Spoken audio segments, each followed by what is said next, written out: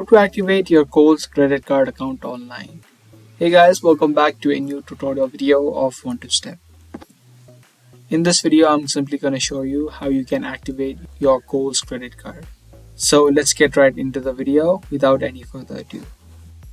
In the search bar of the web browser, search for Kohl's credit card and you'll need to enter this website which says credit.kohls.com.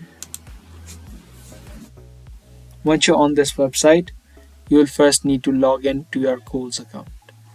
So you'll need to type in your username and your password.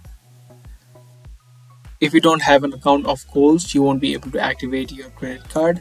So firstly type in and log into your account.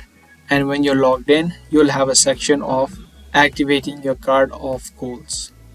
You'll need to type in your credit card number and your CVV. And when you hit enter, your card will be successfully activated. So that was the easy process of activating your Kohl's credit card online.